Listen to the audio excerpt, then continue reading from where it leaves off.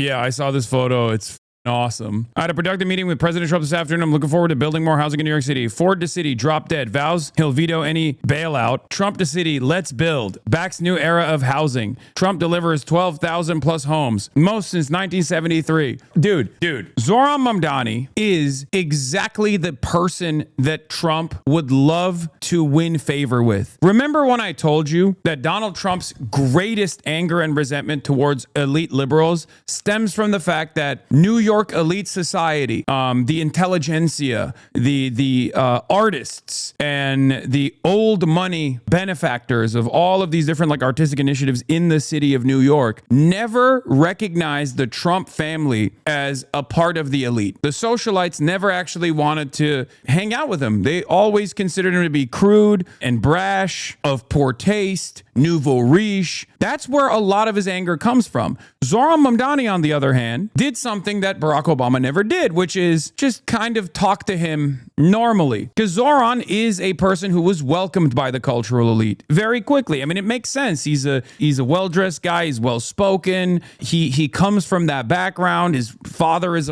an academic. His mother is a very famous movie director, right? He is very clearly a part of that movement. He's very clearly a part of this group that Donald Trump desperately wants to win favors with. And I think a part of the reason why Donald Trump is fascinated with Zoran seemingly is because Zoran Mamdani is, I guess, not as like repulsed by him. Like he has a way of communicating with him that because he has play ball because Trump is the president. He has a way of communicating with him in this charming manner that isn't like outwardly repulsed, that I think Donald Trump just responds this way to whatever he's doing and offers him whatever he wants. A real hog whisperer, if you will. Not hostile, but also not submissive. Yes. Not like overtly hostile. You never get something for free from Trump. I think part of the reason why he's doing it is because he wants to lean into affordability. He recognizes it's an area that is really devastating for him. What he doesn't realize is that giving Zoran whatever Zoran wants in terms of like affordability is going to give him like a little boost in the press, but it's also going to cause resentment amongst his base. He's going to be like, oh,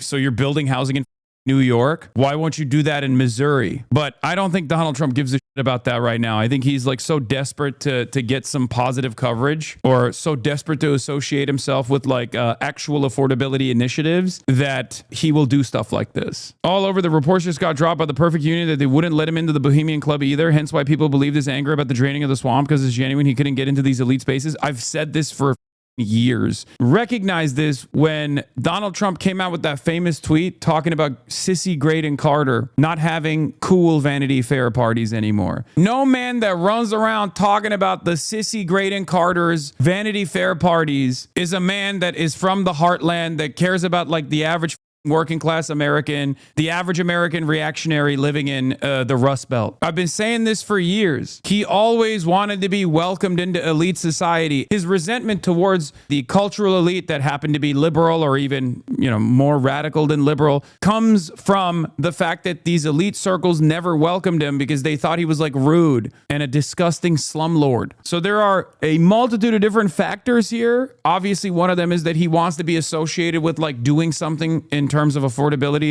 in the realm of housing. The other reason is because Zoran is welcomed by those forces. He's the mayor of New York City. Trump obviously cares about New York City. He also hangs out with these like cool celebrities and you know what I mean? And it's also additionally ironic that his only experience with the New York cultural elite is currently making him incredibly unpopular. His only entry point into the New York cultural elite was through Mar-a-Lago, through Jeffrey Epstein. And now that affiliation and that association is being called into question anyway. So he doesn't even have the cool factor in that regard, right? So he's cooked. Inside this latest Trump-Mamdani meeting, last time the two met, Trump asked him to return with his ideas to build big things. Mamdani came back with a massive housing proposal. Mamdani's team created mock headlines to show Trump how such a project would be received. He was very enthusiastic. Oh my God, they made it themselves. He knows how to work the goddamn room so well. That's crazy. Mamdani pushed for a release of Columbia student detained today. Trump calls him later to tell him she's being released. Mamdani gives Susie Wiles a list of 4 other students he wants to help with, all targeted in pro-Palestinian protests. God, what a goddamn G, dude. I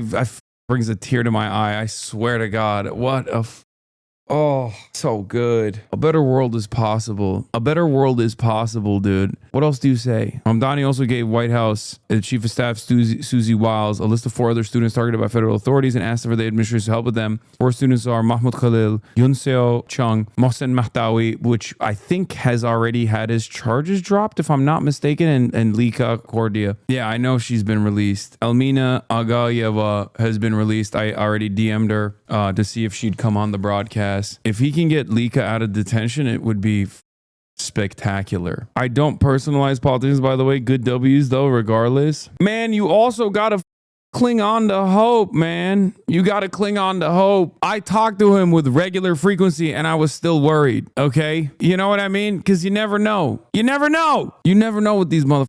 They're politicians at the end of the day. You know what I mean? New York Mayor's press team out with a readout. By the way, he's just sucking up all the comms people from every other team. That's Calvello. Calvello was on the Graham Plattner team. They're all one bad sleep away from Fetterman brain. Got to take the W's where you can. Together here in New York City. And that's what we did today. Mayor took him up on this offer. We went to D.C. today to pitch him about a possible project. Yeah, Calvello also worked for Fetterman. Not his finest moment. In New York City, that could deliver one of the biggest federal investments in housing of the past 50 years. We proposed a project with an estimated 12,000 units. As you noted, sir, our team did mock up front pages of the paper and gave those to President Trump in the Oval Office today. The president was very enthusiastic about this idea that he pitched him. Additionally, the mayor also brought up the detainment of the Columbia student who was detained this morning. And he asked directly to President Trump that they be released. Additionally, he handed a list of 4 additional students who had been detained in New York to the Chief of Staff and to President Trump, asking them to consider dismissing their cases as well. Shortly after the mayor left the White House, he received a call from President Trump who let him know the student who was detained this morning will be released. That's what we can share at the moment. This is cum filter. What is this? Mamdani's a Zionist. Yeah, right, he did. You should know better. He appointed Tish, who got Lika put in prison. Mamdani's asking for $21 billion in federal grants for the Sunnyside Yards housing development they discussed in their White House meeting today. City Hall finally confirms. I do not get it. What is Zoran giving in exchange for all this? I mean, no harm with my question. Do you want to know the answer? I mean, this is speculative, but probably nothing. Low Kirk, Trump calling him a commie, then working with him just normalizes communism. JD Pond, Don strikes again. I said that as well. You call Nancy Pelosi a communist, then, you know, you're disparaging communism. You call Zoran Mamdani a communist, all of a sudden people are like, maybe communism ain't too bad. I really hope that Democrats that see this experience where Donald Trump is just doing the Gluck Gluck 5,000 to Zoran Mamdani and all 16 of his inches learn an incredibly important lesson here. Of course, Democrats are devoid of the capacity to feel shame, and they're also utterly disinterested in learning any lessons whatsoever. But if they did have that capacity, they would learn a very valuable lesson here. First, they would feel shame, the shame of not doing anything, because there are New York Democrats out there that have never even made the ask that Zoran Mamdani did, which is, please release my constituents. Okay, that's number one. And the lesson that they would learn is if they actually went to Donald Trump and extracted concessions from Donald Trump without really giving him anything in return, by just simply telling him, like, if you do this, people are going to like you. Turns out Donald Trump is willing to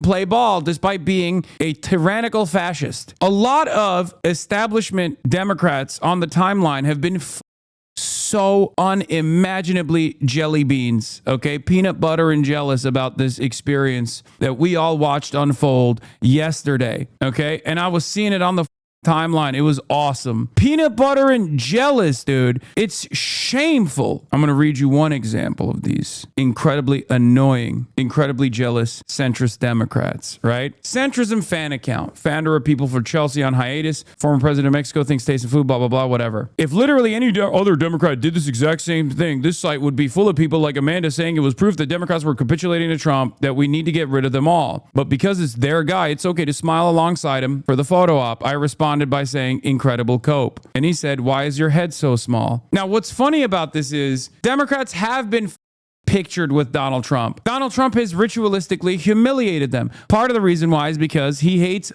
losers, and many of these Democrats are losers because they're centrists. That's number one. Number two, Democrats don't go there with a demand that they let be known ahead of time. I know for damn sure none of them would be saying it was jaw-droppingly good. Whitmer basically did this, and many, including myself admittedly, on her. What concessions did Gretchen Whitmer get? The problem is when centrists go and do this glad handling, they do it as a call for bipartisanship in the form of ceding ground to Republicans, whether that's on trans rights, abortion, or immigration, etc. They are not pleased with the fact that the only Dem capable of placating Trump is a socialist who doesn't move to the right on anything. That's it. If you go to Donald Trump and you shake his hand because he's going to give another $40 billion to Israel, yeah, of course people are going to say you're a scumbag.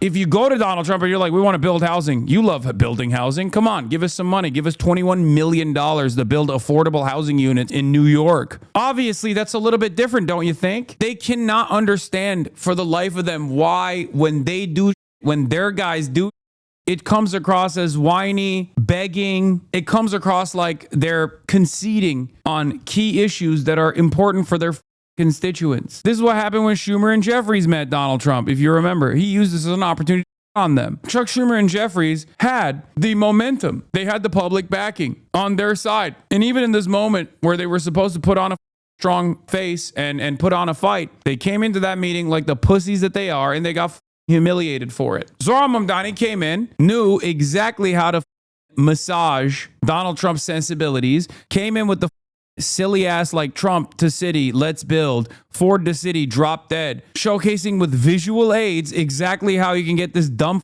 boomer on board with your message. But instead of learning a lesson, these guys are just mad. Yeah, art of the deal. I received 12,000 homes, release of constituent kidnapped by ICE, we received fake newspaper cover. It can be that simple, it seems. I covered this extensively yesterday. There's obviously other forces at play here. It's like Donald Trump's own personal need for being well liked by, elite New York socialites. The reason why he loves Ivanka more than all of his other children is not only because he, has a weird sexual pathology around the whole thing, but also because she was welcomed by the elites. She was welcomed by the liberals, She gets to exist in high society in ways that his disgusting male heirs and also Tiffany Trump never will. That's it. It's that simple. He is a much simpler man that we give him credit. Zohran Mamdani was embraced by the socialites. He is born into that world, son of a famous academic, Mahmoud Mamdani, and a very, very famous director. Zohran Mamdani came from this crowd, won favors with this crowd. He is a representative of this crowd, and Donald Trump is so desperate to be liked by the New York elite society. It's also New York City. He's a New Yorker still, so no matter how much Palm Beach has claimed him, it's also real estate, which is bread and butter. Zohran is able to appeal to both. Exactly. He loves building